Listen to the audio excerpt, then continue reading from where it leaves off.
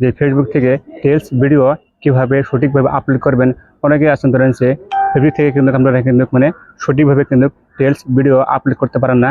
তো আপনি রিলস ভিডিওটা আপনি যদি সঠিকভাবে আপলোড না করেন তাহলে কিন্তু আপনার রিলস কিন্তু মানে ভাইরাল হবে না। তো ফেসবুক থেকে কিভাবে আপনারা সঠিকভাবে রিলস ভিডিও আপলোড করবেন সেটা আজকে আমি আপনাদেরকে আমার ভিডিওর মাধ্যমে শেয়ার করবো। তো চলুন এবার আমি মূল ভিডিওতে চলে আসি। শুরুতে আপনারা কী করবেন, ফেসবুক অ্যাপস ওপেন করবেন। ওপেন করার পরে এখানে দেখতে পাবেন যে ক্রিয়েট রিলস, তো এখানে ক্লিক করবেন। ওইখানে ক্লিক করার পরে এখন আপনারা যে রিলস ভিডিওটা আপলোড করবেন সেই ভিডিওটা এখান থেকে সিলেক্ট করে নেবেন। তো আমি সিলেক্ট করে নিতেছি। সিলেক্ট করে নেওয়ার পরে এখানে দেখতে পাবেন যে নেক্সট, তো এখানে ক্লিক করবেন। ওখানে ক্লিক করার পরে এখন এখানে ডিসক্রিপশন মানে টাইটেল, এখন আপনার ভিডিওটা মানে কোন বিষয়ে ভিডিওটা বানিয়েছেন সেই ভিডিওটার মানে টাইটেলটা এখানে দিয়ে দিবেন। তো আমি আমার ভিডিওর টাইটেলটা আমি এখানে দিয়ে দিতেছি। দেখুন আমি আমার ভিডিওর টাইটেলটা এখানে দিয়ে দিচ্ছি যে ফেসবুকের গাইডলাইন অনুযায়ী কাজ করুন। দেওয়ার পরে এবার আপনারা কী করবেন, এখানে ক্লিক করে এখানে ভাইরাল কয়েকটা হ্যাশট্যাগ দিয়ে দেবেন। দেখুন আমি দিয়ে দিতেছি। আমি যেমন দিয়ে দিতেছি রিলস। দেওয়ার পরে দেখুন এখানে আছে রিলস, এখানে এটা আছে তোমার কি 82 বিলিয়ন ভিউজ। তো এখানে সিলেক্ট করবে। সিলেক্ট করার পর আবার এখানে ক্লিক করে এখানে ক্লিক করবে। ক্লিক করার পরে এখানে আবার লিখবে রিলস ভিডিও। দেখুন রিলস ভিডিও লেখার পরে দেখুন এখানে বহুতগুলো মানে হ্যাশট্যাগ শো করবে।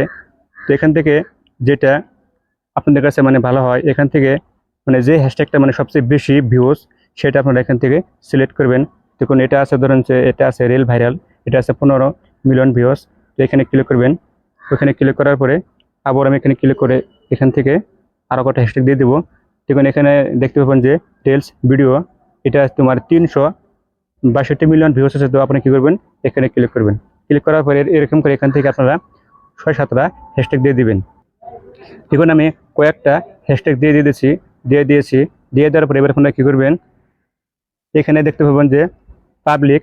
তো আপনার এখানে যদি পাবলিক দিলে সিলেক্ট করা না থাকে তাহলে আপনারা কী করবেন, এখানে ক্লিক করে এখান থেকে পাবলিক করে নেবেন। পাবলিক করে নেওয়ার পরে এবার আপনারা কী করবেন, স্ক্রল করে নিচে চলে আসবেন। আসার পরে এখানে দেখতে পাবেন যে লোকেশন।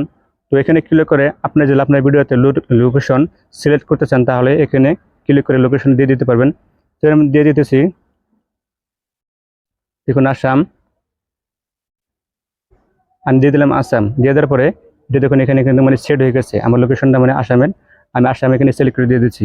সিলেক্ট করার পরে এবার আপনি কী করবেন, এখানে দেখতে পাবেন যে অ্যাড এ লেবেল।